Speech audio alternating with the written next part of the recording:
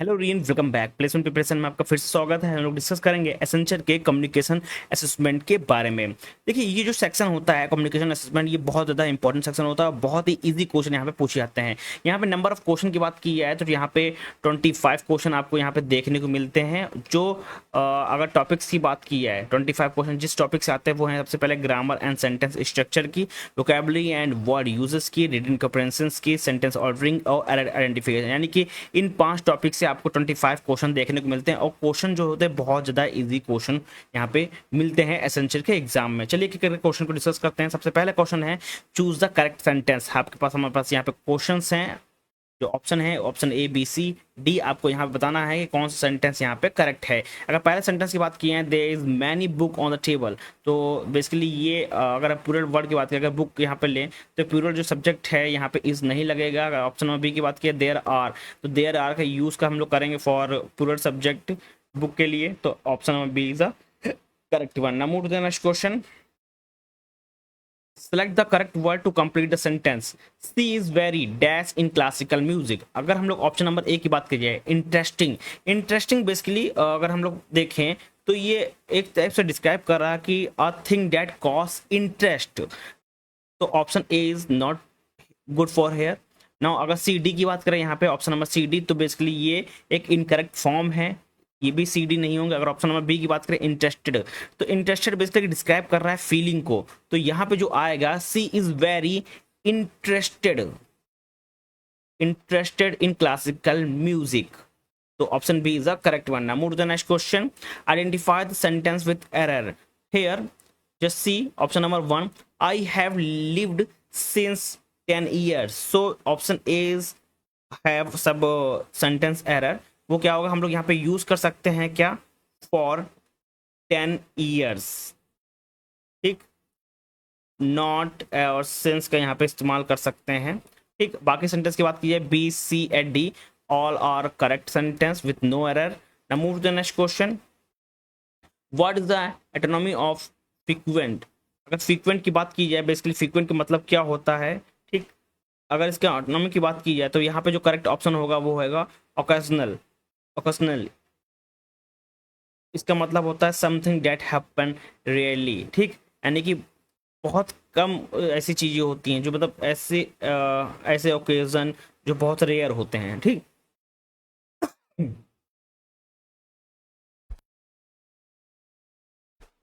ना move to the next question.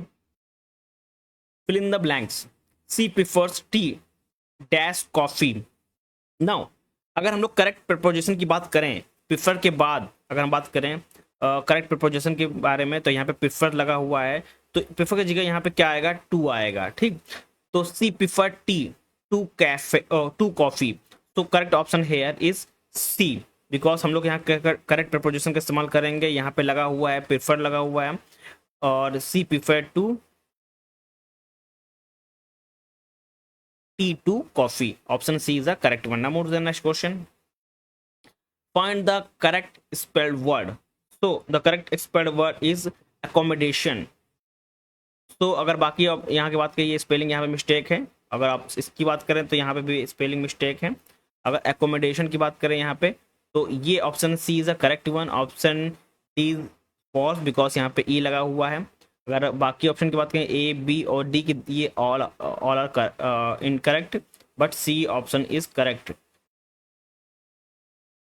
क्योंकि अगर हम लोग एकोमोडेशन की बात करें तो डबल सी होगा और डबल एम यहाँ पे आपको देखने को मिलेगा स्पेलिंग के अंदर। Move to the next question. Choose the grammatically correct sentence. So C can sing well, option A. Option B C can, ये option B is false. C can sing well. Option C is correct because can is followed by the base form of the verb. That's why option C is the correct word. Correct here, correct sentence. Option C is the correct one. Because can is followed by the base form of the verb. That's why option C is the correct one. Now move to the next question. Select the correct indirect speech. He said, I will call you tomorrow. So, for correct indirect speech, will be changed to, जो यहाँ पे will है वो basically change हो जाएगा किसमें, would में, और टुमारो बेसिकली कन्वर्ट हो जाएगा किसमें, टुमारो कन्वर्ट हो जाएगा द नेक्स्ट डे में। ठीक, तो करेक्ट सेंटेंस क्या बनेगा, option number B, he said that he could call me the next day. Option B is the correct one. Now move to the next question, choose the best replacement of underlined word, the movie was very fragmenting for her. Now what do mean by fragmented, fragmented basically describe करता है how she felt. The correct word, correct replacement for this word is option C, fragmented. It means it describes how she felt. Option C is the correct one. Now move to the next question. We dashed dinner when the guest arrived. So just see here, the past continuous for interrupt action. So the correct sentence or correct word that is best suitable for this sentence is option number C, were having.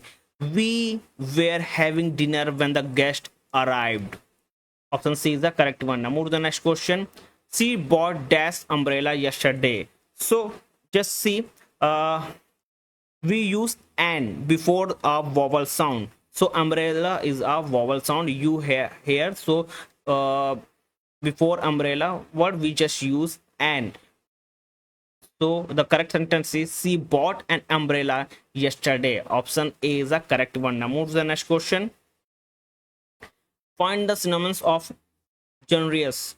Is generous means it means that क्योंकि हम लोग को इसकी similar meaning ढूंढनी है, अगर बाकी बात की जाए ग्रीडी के बारे में, ठीक, इसका सिमिलर मीनिंग नहीं है क्योंकि लालची हो गया, ठीक, और ये option C is the correct one. Kind और जनरियस बेसिकली सिमिलर मीनिंग है, इन दोनों की सिमिलर मीनिंग है, ठीक, that's why option C is the correct one. Now move to the next question, select the appropriate response. Would you like some coffee? Now what is the correct sentence here? Correct sentence is B, yes I would love, because हम लोग को जब भी कोई पूछता है किसी चीज़ के बारे में तो हम लोग को जो रिप्लाई करना होता है वो बेसिकली पोलाइट और करेक्ट रिस्पॉन्स करना होता है। तो यहाँ पे जो ऑप्शन सी है, yes I would love some, ठीक, अगर बाकी ऑप्शन देखें, no I am of coffee, ये बेसिकली गलत है, येस आई डू ये बेसिकली सही सेंटेंस नहीं है, ठीक। डी की बात करें, I like it very much, ये भी सेंटेंस नहीं है कि आप ये बता रहे कि मुझे बहुत पसंद है, बट आप यस और नो कुछ बोल ही नहीं रहे हैं, ठीक। तो करेक्ट सेंटेंस क्या है, yes I would love some. Option B is the correct one. Move to the next question, identify the error, he do not know the answer. So just see here, singular subject की बात करें तो he basically he takes, does not do, basically जो correct अगर बात की जाए तो ही बेसिकली ही जो है वो टेक्स कर रहा है किसको, डज को, नॉट डू को। तो यहाँ पे क्या मेंशन है, अगर इस स्टेटमेंट को डू मेंशन है, तो ओवरऑल जो गलत किसमें है, डू में मेंशन है, डू के प्लेस पे क्या आना चाहिए, डज आना चाहिए। तो करेक्ट सेंटेंस क्या होगा, he does not know the answer. तो डू के प्लेस पे डज आना चाहिए, that's why do is the to have error. Now move to the next question. Find the antonyms of expand. Expand का मतलब क्या होता है, ठीक, हमको अपोजिट मीनिंग चाहिए इसका, तो क्या आएगा यहाँ पे, कॉन्ट्रैक्ट। कॉन्ट्रैक्ट क्या बेसिकली अपोजिट वर्ड है, अपोजिट मीनिंग है किसकी, एक्सपैंड की। Move to the next question, which sentence is correctly punctuated? So the correct sentence here is option number A, my hobbies are reading, painting and cooking, because we use colon before listening item. Basically बाकी अगर sentence की बात कीजिए, यहाँ पर reading की बात comma नहीं है, ठीक है, माई हॉबीज के बाद यहाँ पे सेमीकोलन नहीं है, ठीक। यहाँ पे अगर हम लोग बात करें तो यहाँ पे देखो आर बेसिकली पहले आर बाद में आ गया, सेमीकोलन पहले आ गया है, तो यहाँ पे डैश आ गया। तो करेक्ट जो सेंटेंस है तो वो कौन सा है, option number A. Move to the next question, he dash to work by bike every day. So the correct sentence here, यहाँ पे अगर he की बात की जाए, अगर हम लोग यहाँ पे देखें तो थर्ड पर्सन है, यहाँ पे थर्ड पर्सन सिंगुलर है, कौन सा, गोज है तो हम लोग गोज का यहाँ पे इस्तेमाल करेंगे। तो यहाँ पे क्या आएगा overall sentence, he goes to work by bike every day. Option B is the correct one. Now move to the next question. Select the sentence with the correct verb tense. So the correct sentence here is option number C. C has finished our project. अगर perfect present की बात करें तो has present यहाँ पे लगेगा, तो जो कि यहाँ पे मेंशन है ओवरऑल, ठीक, क्योंकि ओवरऑल जो सेंटेंस क्या बता रहा है कि C has finished her project, present perfect बता रहा, तो यहाँ पे क्या आएगा हैज फिनिश्ड, तो जो कि है सेंटेंस सी में, option number C is the correct one. Now to the next question. He is found dash painting. Now अगर फाउंड की बात की जाए, बेसिकली फाउंड जो है it is always followed by of, so the correct option is option number C of. He is found of painting, option C is the correct one. Now move to the next question. Identify the correct formed question. Now अब यहाँ पर proper question information की अगर बात करें तो यहाँ पे क्या आएगा वर्ब प्लस सब्जेक्ट। तो करेक्ट जो हमारे पास सेंटेंस फॉर्म्ड क्वेश्चन है करेक्टली है वो कौन सा है, option number B, are you ready, option B is the correct one. Now move to the next question. Which sentence is in passive voice? तो अगर पैसिव वॉइस की बात की है करें हम लोग तो पैसिव क्या होगा, यहाँ पे जो करेक्ट सेंटेंस है पैसिव वॉइस में वो है a letter is written by her, option number B is the correct one. Now abundant की बेसिकली हमको क्या चाहिए, मीनिंग चाहिए, यहाँ पे सिमिलर वर्ड चाहिए यहाँ पे, तो यहाँ पे सिमिलर वर्ड क्या आएगा, वो आएगा प्लेंटीफुल। बेसिकली इसका मीनिंग होता है मोर देन इनफ, ठीक। तो करेक्ट अगर बात की जाए सिमिलर मीनिंग के बारे में तो option number B is the correct one.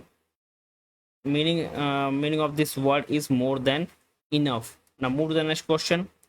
The manager is not in the office, he dash out for lunch. अब यहाँ पे देखो प्रेजेंट परफेक्ट की बात आ रही है, ठीक, तो यहाँ पे क्या आएगा हैज गॉन आएगा, option number A is the correct one. Now they dash already completed the assignment. Now अब यहाँ पे दे के साथ अगर हम लोग बात करें तो दे के साथ बेसिकली हम लोग किसका इस्तेमाल करते हैं, हैव का इस्तेमाल करते हैं, तो option A is the correct one, they have already completed the assignment. Move to the next question. She spoke so softly that I could hardly dash hear, it means that for she spoke so softly that I could hardly hear. Here is the correct verb to use with the soft sound. So option B is the correct one. Thank you everyone. ये जो question थे basically 5 topics से थे। मैंने कुछ topics यहाँ पे आज कवर कर दिए हैं, कुछ टॉपिक नेक्स्ट वीडियो में कवर करूंगा। बहुत ही इजी क्वेश्चन पूछे जाते हैं, आपको थोड़ी बहुत अगर नॉलेज है तो आप इजीली इसको सॉल्व कर ले जाएंगे और यहाँ से आपको 25 क्वेश्चन देखने को मिलते हैं एग्जाम में। Thank you everyone.